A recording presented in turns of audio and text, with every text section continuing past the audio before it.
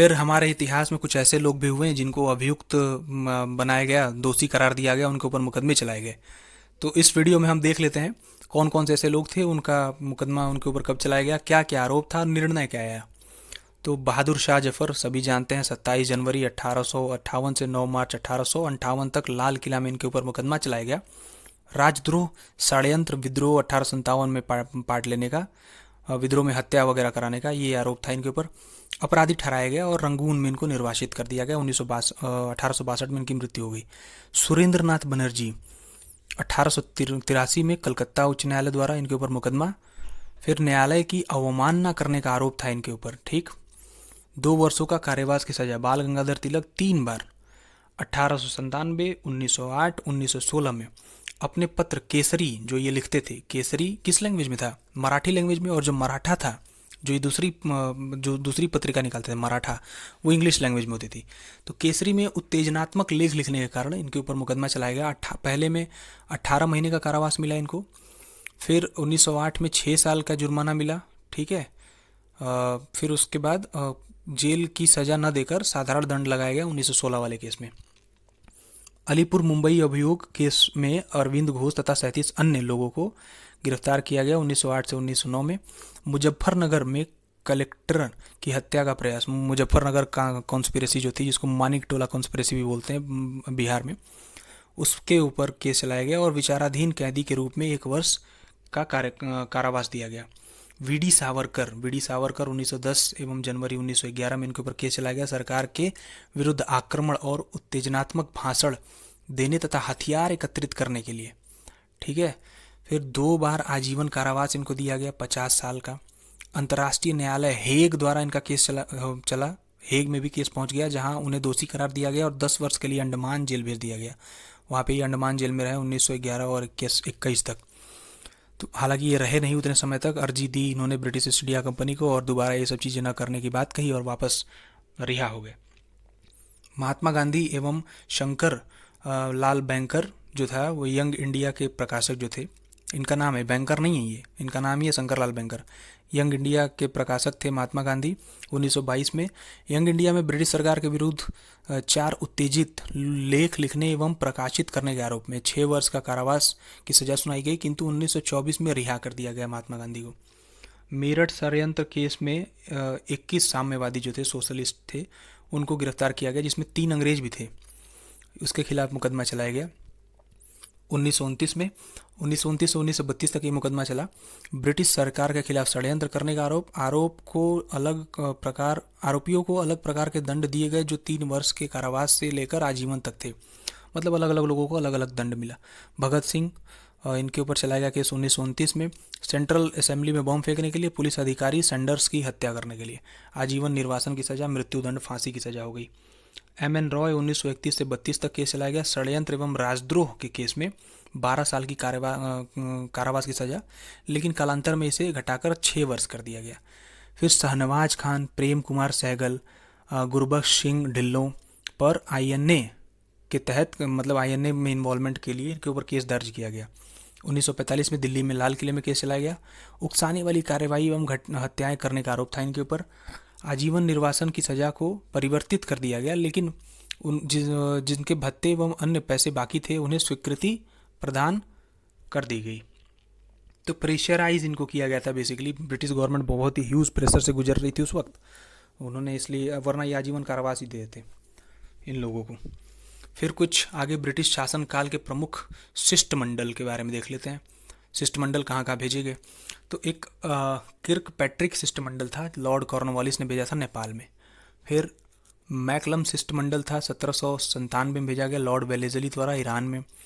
एल्फिंस्टन शिष्टमंडल था, 1808 में भेजा गया लॉर्ड मिंटो द्वारा काबुल में। लॉर्ड मिंटो ने फिर एक भेजा मैकलम शिष्टमंडल 1808 में ही ईरान में। और डेविड सेटान शिष्टमंडल 1819 में लॉर्ड मिंटो ने ही भेजा सिंध में। रॉबर्ट शिष्टमंडल लॉर्ड लैंसडाउन ने भेजा काबुल में। डुरंड शिष्टमंडल, ठीक है, 1893 में लैंसडाउन ने ही भेजा काबुल में। यंग हस्बैंड शिष्टमंडल लॉर्ड कर्जन ने भेजा तिब्बत में। यंग हस्बैंड उसी के बाद तिब्बत को कब्जा कर लिया था बेसिकली, ठीक। फिर डेन शिष्टमंडल, हालांकि तिब्बत को कब्जा बहुत पहले ही कर चुके थे, लेकिन चूंकि उस समय रशियन इन्फ्लुएंस इंक्रीज हो रहा था तो उससे डर गया था ये कर्जन। तो फाइनली हस्बैंड को भेजा उसने, और 1905 में, 5 से मतलब पहले, इसका कार्यकाल समाप्त होने से पहले तिब्बत को कंप्लीटली कब्जा कर लिया गया। और कब्जा करने का मतलब ये नहीं कि टेरिटरी को इनकॉर्पोरेट कर लिया गया, क्योंकि हिमालय बॉर्डर था नेपाल में, तो तिब्बत पे डायरेक्ट रूल करवाना कठिन था ब्रिटिशर्स के लिए। तो इन्होंने एक ऐसी ट्रीटी साइन की जिसमें रसियन का इन्वॉल्वमेंट कम हो, और कोई भी डिसीजन तिब्बत के लिए लिया जाए तो उसमें चाइना का इन्वॉल्वमेंट हो। और ब्रिटिशर्स जो है अपना रेसिडेंस स्थापित कर दिए तिब्बत में, जो सरकार थी या जो वहाँ पे राजा थे उनके दरबार में। तो इस तरीके से इनडायरेक्ट कंट्रोल स्थापित कर दिया लॉर्ड कर्जन ने। डेन शिष्टमंडल 1904 में गया, लॉर्ड कर्जन ने भेजा काबुल में। डॉक्टर अंसारी शिष्टमंडल लॉर्ड हार्डिंग ने भेजा तुर्की में। डॉक्टर अटल शिष्टमंडल 1938 में भेजा लॉर्ड लिंगथिगो ने चीन में। ब्रिटिश काल में विदेशों पर अधिकार, मतलब आपको पता है जो बॉर्डरिंग स्टेट्स हैं इंडिया के, या जो बॉर्डरिंग नेबरिंग कंट्रीज़ हैं, उन पे अधिकार किया गया। ठीक है, कौन से गवर्नर जनरल थे, कौन सा देश था, क्या टाइमलाइन था, ठीक है, और अधिकार की प्रवृत्ति क्या थी, मतलब पूरी तरीके से अधिकार कर लिया गया, एक्सटर्नल कंट्रोल रखा गया जैसे तिब्बत का था, या पार्शली उसको पूर्ण रूप से उसका विलय किया गया, क्या था ये देखेंगे। नेपाल का ट्रीटी ऑफ सगौली साइन किया गया 1816 में। लॉर्ड हेस्टिंग ने कुमाऊं गढ़वाल का विलय कर दिया गया। कुमाऊं गढ़वाल वाला रीजन जो उत्तराखंड वाला रीजन है, आपको पता होगा। फिर उसके बाद तराई रीजन को भी ब्रिटिशर्स ने ले लिया। फिर उसके बाद सिक्किम को इंडिपेंडेंट स्टेट घोषित करा दिया। गोरखा जो होते थे, जो रूल करते थे नेपाल में, उनको इनकॉर्पोरेट कर लिए ये लोग अपने ब्रिटिश आर्मी में। आज के समय में अगर गोरखा इंडिया में सर्व करते हैं ना, आपको पता है। लेकिन ये बात भी आपको पता होनी चाहिए कि गोरखा जो है आज के टाइम में ब्रिटिश आर्मी में भी सर्व करते हैं। ठीक है, ये इसी ट्रिटी का परिणाम है जो आज तक ये कैरी फॉरवर्ड हो रहा है। सिंध में सिंध को पूर्ण विलय कर लिया था किसने, लॉर्ड एलन बरो ने 1843 में। सिक्किम को 1861 में लॉर्ड कैनिंग ने पूर्ण विलय कर लिया था। भूटान का 1865 में लॉर्ड लॉरेंस ने पूर्ण विलय कर लिया था। अफगानिस्तान का 1889 से 82 तक चला था ये युद्ध। लॉर्ड लिटन ने बाह्य नियंत्रण स्थापित किया। अफगानिस्तान को कैप्चर कर पाना इनके बस की बात नहीं थी। अमीर बार बार इनको मतलब वहाँ से भगा देते थे, इनका बहुत ही नुकसान करते थे। इसलिए ये सोचे कि एक बफर स्टेट की तरह अफगानिस्तान को क्रिएट किया जाए, ताकि अगर कोई बाहरी आक्रमण हो तो पहले अफगानिस्तान के ऊपर हो। और फिर वर्मा को फाइनली अपने में मिला लिया गया 1885 में। किसने मिलाया, लॉर्ड डफरिन ने पूर्ण विलय कर लिया। ये फाइनल वर्मा वॉर था, एंग्लो बर्मा वॉर। मणिपुर, इसको 1891 में लॉर्ड लेंसडाउन ने मिला लिया, पूर्ण विलय कर लिया। तिब्बत का 1903 में लॉर्ड कर्जन ने, मैंने अभी बताया ना, यंग हस्बैंड को भेजा था उसने, पूर्ण विलय कर लिया। फिर आधुनिक भारत में अकाल पड़े समय समय पर, और उनसे रिलेटेड ब्रिटिशर्स के द्वारा कुछ समितियां बनाई गई।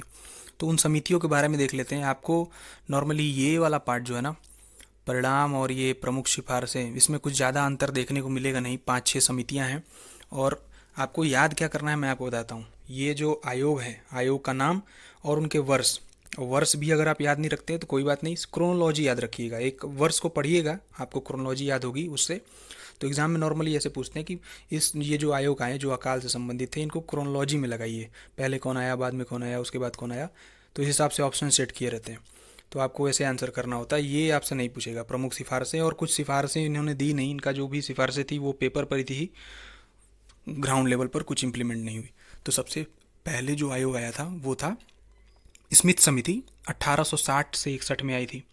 ठीक है, और फिर उसके बाद कैम्बेल आयोग आया था 1866 से 1867 तक। फिर स्ट्रेची आयोग आया था, ये 1878 से 1880 तक। स्ट्रेची आयोग का एक स्पेशल कंट्रीब्यूशन ये था कि सरकार ने अकाल को बनाने के प्रयास किए, अकाल आयोग बनाने के प्रयास किए। ठीक है, यहाँ पे आयोग होगा। 1833 में अकाल संहिता बनाई गई। ठीक, ये इंपॉर्टेंट था इसके बारे में। लॉयल आयोग था, LOYL, लॉयल आयोग 1897 में। इस आयोग ने 1896-97 के भयंकर दुर्भिक्ष के संबंध में सरकार को सिफारिशें प्रस्तुत की। आयोग ने स्ट्रेची सहयोग की सिफारिशों से सहमति प्रकट करते हुए अनुशंसा की कि अकाल में सहायता संबंधी उपायों को और विस्तार किया जाए। ठीक है, सरकार ने आयोग की लगभग सभी सिफारिशें स्वीकार कर ली। ऑन पेपर, ग्राउंड लेवल पर कुछ नहीं। मैकडोनल्ड आयोग 1900 में आया। फिर उसके बाद एक लास्ट आयोग था जो फेमाइन से रिलेटेड था, भूखमरी से रिलेटेड था, वो था जॉन वुडहेड आयोग, 1945 में आया। फिर भारतीय स्वतंत्रता आंदोलन के कुछ प्रमुख वचन एवं नारों को देख लेते हैं, इंपॉर्टेंट है ये। जय जवान जय किसान लाल बहादुर शास्त्री ने दिया था। मारो फिरंगी को मंगल पांडे ने। जय जगत विनोबा भावे, कर मत दो, don't give taxes Sardar Vallabh भाई पटेल। संपूर्ण क्रांति जयप्रकाश नारायण, ठीक है, जेपी नारायण। विजय विश्व तिरंगा प्यारा, श्याम लाल गुप्त पार्षद ने दिया था इसका ये नारा। वंदे मातरम बंकिम चंद्र चटर्जी ने। जन गण मन अधिनायक जय है रविंद्रनाथ टैगोर। साम्राज्यवाद का नाश हो भगत सिंह। स्वराज हमारा जन्मसिद्ध अधिकार है और हम इसे लेकर रहेंगे, बाल गंगाधर तिलक ने। सरफरोशी की तमन्ना अब हमारे दिल में है, ये स्लोगन दिया था बिस्मिल अजीमाबादी ने। सारे जहाँ से अच्छा हिंदुस्तान हमारा, अल्लामा मोहम्मद इकबाल, नॉट इकबाल ही नहीं है, अल्लामा मोहम्मद इकबाल पूरा नाम होगा। तुम मुझे खून दो मैं तुम्हें आज़ादी दूंगा, सुभाष चंद्र बोस। साइमन कमीशन, वापस जाओ, Lala Lajpat Rai. Who lives if India dies, कौन जिएगा जब इंडिया ही नहीं रहेगा, जवाहरलाल नेहरू। मेरे सिर पर लाठियों का एक एक प्रहार अंग्रेजी शासन के ताबूत की कील साबित होगा, लाला लाजपत राय। मुसलमान मूर्ख थे जो उन्होंने सुरक्षा की मांग की, और हिंदू उनसे भी मूर्ख जो उन्होंने उस मांग को ठुकरा दिया। मतलब Muslims were foolish, they demanded protection, but Hindus were more foolish, they denied it. Abdul Kalam Azad ने इसको बोला था, ठीक है, ये अब्दुल कलाम आज़ाद जो पहले एजुकेशन मिनिस्टर बने इंडिया के। क्रांति की तलवार में धार वैचारिक पत्थरों पर रगड़ने से ही प्राप्त होते हैं, भगत सिंह ने बोला था जब वो जेल में थे। जय जवान जय किसान, जय विज्ञान का नारा ये अटल बिहारी वाजपेयी ने दिया था। अब जय जवान जय किसान लाल बहादुर शास्त्री ने दिया था, और जय विज्ञान इसमें जोड़ दिया था अटल बिहारी वाजपेयी जी ने। अपनी पहली जीत के बाद आराम मत करो, क्योंकि यदि आप दूसरे में असफल होते हैं तो अधिक ओठ यह कहने के लिए इंतजार कर रहे हैं कि आपकी पहली जीत सिर्फ भाग्य थी। ये एपीजे अब्दुल कलाम जी का कहना था। स्वराज मेरा जन्मसिद्ध अधिकार है और हम इसे लेकर रहूँगा, बाल गंगाधर तिलक। दुश्मन की गोलियों का सामना करेंगे, आज़ाद ही रहें, आज़ाद ही रहेंगे। मतलब दुश्मन की गोलियों का सामना हम सामना करेंगे, आज़ाद ही रहें और आज़ाद ही रहेंगे, चंद्रशेखर आज़ाद। सत्यमेव जयते, मुंडक उपनिषदा से उठाया था इसको, मदन मोहन मालवीय जी ने पॉपुलराइज किया था। वचन और नारे यहाँ पे देख लेते हैं और आगे। इनकलाब जिंदाबाद, हसरत मोहनी जी ने। दिल्ली चलो, सुभाष चंद्र बोस जी ने। एक दिल्ली चलो का नारा जयप्रकाश नारायण जी ने भी दिया था, लेकिन वो आफ्टर इंडिपेंडेंस था। ये दिल्ली चलो जब इंडियन नेशनल आर्मी एंट्री कर रही थी इंडिया में, तब उस समय दिया था इन्होंने नारा। करो या मरो, हे राम और भारत छोड़ो, ये तीनों नारा दिया था महात्मा गांधी ने। जय हिंद सुभाष चंद्र बोस ने बोला था। पूर्ण स्वराज आराम और आराम हराम है, ये दोनों नारा दिया था जवाहरलाल नेहरू ने। वेदों की ओर लौटो, back to the Vedas, Dayanand Saraswati ji ने कहा था। कुछ अन्य महत्वपूर्ण तथ्यों की लिस्टिंग। अब यहाँ पे कुछ ऐसे इंपॉर्टेंट लिस्टिंग पार्ट हैं जो छूट गए थे पहले और उसको बाद में इंक्लूड किया गया। ये बहुत इंपॉर्टेंट है, इसलिए इसको बाद में इंक्लूड किया गया इसमें, ठीक है। इसको छोड़ना मुनासिब नहीं समझा गया था, तो उसको सबसे देख लेते हैं, ये थोड़ा ध्यान से देखिएगा। पीपल की बुद्ध की मूर्ति ये कांगड़ा में पाई गई, ठीक। कांसे की बुद्ध की मूर्ति ये सुल्तानगंज में पाई गई, यहाँ से मिलती है। फिर बैठे हुए बुद्ध की मूर्ति ये मानकुवर में प्राप्त की गई, ठीक। पीपल की मूर्ति जो बुद्धा से रिलेटेड है, ये सारी मूर्तियाँ तो पीपल की कांगड़ा से, कांसे की सुल्तानगंज से, और बैठे हुए बुद्ध की मूर्तियाँ मानकुवर से। पार्श्वनाथ की मूर्ति भोजपुर बिहार से। फिर राज्य और उनकी भौगोलिक सीमाएं देख लेते हैं। अवंती जो राज्य था ना, मध्य भारत का मालवा क्षेत्र जो मध्य प्रदेश में पड़ता है, वहाँ पे ये हुआ करता था। गांधार ये उसकी बात कर रहे हैं हम, महाजनपदा की, ठीक। अवंती का कैपिटल उज्जैन हुआ करता था महाजनपदा में।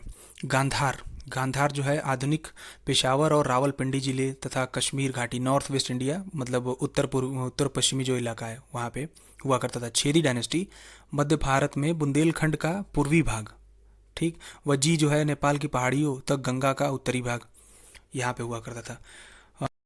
फिर उसके बाद कुछ शैली हैं जिसके बेसिस पे कुछ मंदिर को कंस्ट्रक्ट किया गया है, मंदिर बनाए गए हैं, तो हम उन मंदिरों के बारे में देखेंगे और शैलियों के बारे में देखेंगे, किन शैली पर उनको बनाया गया है।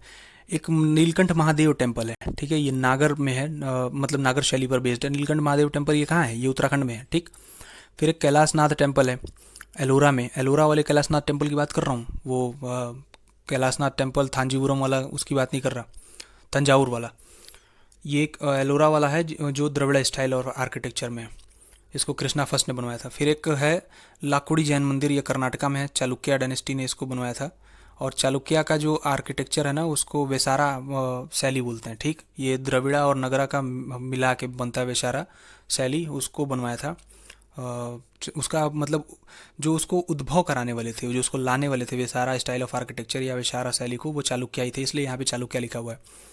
फिर पहाड़पुर का मंदिर, ये विदेशी शैली में बना हुआ है।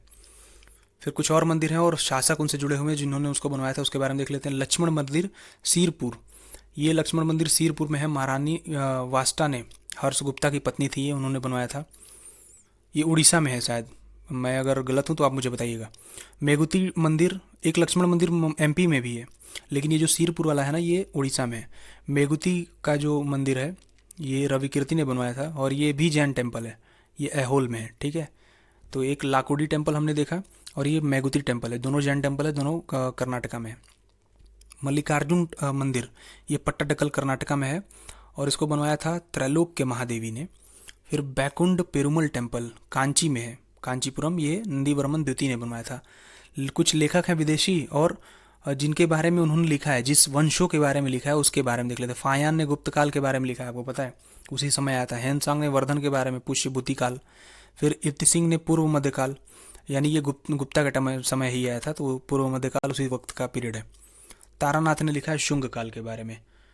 फिर महत्वपूर्ण पद और संगम में इसके लिए इस्तेमाल किए गए नाम, तो संगम लिटरेचर आपको पता है 300 BCE से लेके 300 BC तक लिखे गए, लगभग 600 साल तक। और इसमें कुछ ऐसे शब्दों का इस्तेमाल किया गया जिसके कुछ इंपॉर्टेंट नाम है, जो महत्वपूर्ण पद है, तो उनके लिए अलग अलग शब्दों का इस्तेमाल किया गया जो आज के समय में प्रचलन में नहीं है। उसको देख लेते हैं। मंत्री को उन्होंने बोला है MI4, पुरोहित का बोला है पुरोहितार, सेनानायक को बोला है सेनापतियार, दूत को बोला है दूतार, गुप्तचर को बोला है ओररी। संगमकालीन समाज था, उसमें कुछ पद थे, और वो पद किस वर्ग के लिए यूज़ किए गए उसको देख लेते हैं। अरसर, अरसर शासक वर्ग और योद्धा वर्ग के लिए यूज़ किया गया था, ठीक। मल्लवर दस्यु के लिए, लूटपाट जो डकैत होते थे उनके लिए यूज़ किया गया। इनियर शिकारी के लिए यूज़ किया गया। और जो बेनिगर हैं वो व्यापारी वर्ग के लिए यूज़ किया गया। वेलाल किसान वर्ग के लिए यूज़ किया गया। सुड्डुम, ये ब्राह्मण और बुद्धिजीवी वर्ग जो थे उनके लिए यूज़ किया गया। कुछ मंदिर हैं और उनकी रानियां जिन्होंने उसको बनवाया था वो देख लेते हैं। ब्रह्मेश्वर मंदिर जो है भुवनेश्वर में है, ये कुलावती देवी जी ने बनवाया था। लक्ष्मण मंदिर सिरपुर वासटा ने बनवाया था, मैंने बताया, ये भी उड़ीसा में ही है। मल्लिकार्जुन मंदिर पट्टाडकल में त्रैलोक्य महादेवी ने इसको बनवाया था। विरूपक्षा टेम्पल पट्टाडकल में लोक महादेवी ने इसको बनवाया था। कुछ लेखक हैं, उनके द्वारा लिखी गई इंपॉर्टेंट पुस्तकें हैं। RS शर्मा ने लिखा था अर्बन डिके इन इंडिया, ठीक। जॉन विलियम्स लिखा था the art of Gupta in India, empire and province. John Williams की किताब है the art of Gupta India, empire and province. फिर D.D. कौशाम्बी ने लिखा myth and reality, studies in the formation of Indian culture. A.L. Basham ने लिखा the wonder that was India. फिर अभिनव गुप्त ने लिखा लोकतंत्र। S.K. मैती ने लिखा the economic life in northern India in the Gupta period, ठीक। फिर R.K. मुखर्जी ने लिखा हिस्ट्री ऑफ इंडियन सिविलाइजेशन। इधर देख लेते हैं आपके राइट साइड। J.D. कनिंगम ने लिखा history of Sikh. James grant डफ ने लिखा history of Marathas. D.D. Kosambi ने लिखा myth and realities. R.S. Sharma ने लिखा इंडियन फ्यूडलिज्म। G.C. पांडे ने लिखा फाउंडेशन ऑफ इंडियन कल्चर। फिर रोमिला थापर ने लिखा Somnath the many voices of the history. फिर यहाँ पे हम लोग देख लिए थे R.K. मुखर्जी ने लिखा हिस्ट्री ऑफ इंडियन सिविलाइजेशन। उसके बाद R.C. मजुमदार ने लिखा Hindu colonies in the far east. Neelkanth Shastri ने लिखा द पांड्यन किंगडम। फिर राइट साइड है K.R. कानूनगो ने लिखा हिस्ट्री ऑफ द जट्स। रघुवीर सिंह ने लिखा मालवा इन ट्रांजिशन। चंद्रशेखर ने लिखा हमीर हट। फिर राज वर्मा ने लिखा था रावण विजयम। बल्लाल देव ने लिखा था भोज प्रबंधक, ये बल्लाल देव वो मूवी वाला नहीं, ठीक है। कृष्णदेव ने लिखा था पारसी प्रकाश। चिनिया सूरी ने लिखा था बाल व्याकरण जगन्नाथ पंडित ने लिखा था, रस गंगाधर शुक्ल ने लिखा था राजावली पताका, राजवली पताका। ठीक। विभिन्न देशों में बौद्ध धर्म के प्रचारार्थ भिक्षु भेजे गए थे, जिनके नाम वहाँ महावंश में इस प्रकार हैं। तो धर्म प्रचारक थे जिनका नाम था मझंतिक। ये किस देश में गए थे? कश्मीर और गांधार में। महारक्षित गए थे यवन में। मज्जिक गए थे हिमालय देश में। धर्म रक्षित गए थे अपरांतक में। महादेव गए थे महिषमंडल में। रक्षित गए थे बनवासी बनवासी में। सोन तथा उत्तरा ये सुवर्ण भूमि में गए थे। सुवर्ण भूमि मतलब इंडोनेशिया आज के टाइम का। महेंद्र और संघमित्रा लंका में गए थे। राजवंश और उनकी राजधानियाँ। गुजरात के चालुक्य जो थे अहिलवाड़ा, गुजरात के जो चालुक्य थे उनकी राजधानी अहिलवाड़ा थी। चालुक्य कहे हुए चालुक्य वेंगी, चालुक्य बादामी, ये गुजरात वाले हैं। इनकी राजधानी अहिलवाड़ा थी। चेरी के कलचुरी, कलचुरी जो डायनेस्टी थी उसका त्रिपुरी था। त्रिपुरी आज के समय में एमपी में है, एमपी जबलपुर के पास। त्रिपुरी अब नहीं, उसको उसका नाम बदल गया है, जबलपुर में ही वो आ गया है। पहले इसको त्रिपुरी कहा जाता था, छोटा सा पार्ट था। मालवा के परमारधारा में इनकी राजधानी थी। शाकंबरी के चाम्हान अजमेर में इनकी राजधानी थी। गढ़वाल वंश का कन्नौज में राजधानी थी। चौहान वंश का अजमेर में। कलचुरी वंश का जबलपुर, ये मैंने बताया ना, ये जबलपुर ये वाला। ठीक है। फिर परमार वंश मालवा में थे। तीर्थकार और उनके जन्म स्थान कहाँ थे? उत्तर प्रदेश से ही रिलेटेड ये तीर्थकार हैं, इसलिए इंपॉर्टेंट हो जाते हैं हमारे उत्तर प्रदेश के जी के पॉइंट ऑफ व्यू से। ऋषभनाथ अयोध्या में पैदा हुए, पहले जैन तीर्थकर थे। संभवनाथ श्रावस्ती में। पद्मनाथ कौशाम्बी में। पार्श्वनाथ काशी बनारस में। वैदिक कालीन अधिकारी और उनके कार्य। तो एक संघहित्री होता था जो कोषाध्यक्ष होता था, जो कोष की रक्षा करता था, मतलब जहाँ भी गवर्नमेंट का जो रिवेन्यू आता था वहाँ पे उसकी जो रक्षा करता था उसको संघित्री बोलते थे। भागदूदा जो टैक्स कलेक्टर होता था, राजकर वसूल करने वाला अधिकारी। पालागल दूत को बोलते थे बावाता। बावाता शब्द संस्कृत शब्दकोश का ही शब्द है और ये इस्तेमाल किया गया वैदिक कालिक पीरियड में। वेद, ब्राह्मण और वेद, हमारे जो 4 वेद हैं उनसे रिलेटेड ब्राह्मणों का जिक्र उसमें मिलता है, अलग अलग वेदों में अलग अलग ब्राह्मणों का। तो ये देख लेते हैं। ऋग्वेदा में कौशितकी ब्राह्मणों का जिक्र मिलता है। यजुर्वेदा में तैत्तिरीय ब्राह्मणों का। सामवेदा में पंचविश ब्राह्मणों का। और अथर्ववेदा में गोपत ब्राह्मणों का जिक्र मिलता है। कुछ स्तूपा हैं और कौन कौन से जगह पे हैं उसको देख लेते हैं। धमेक स्तूपा सारनाथ में है। ठीक है।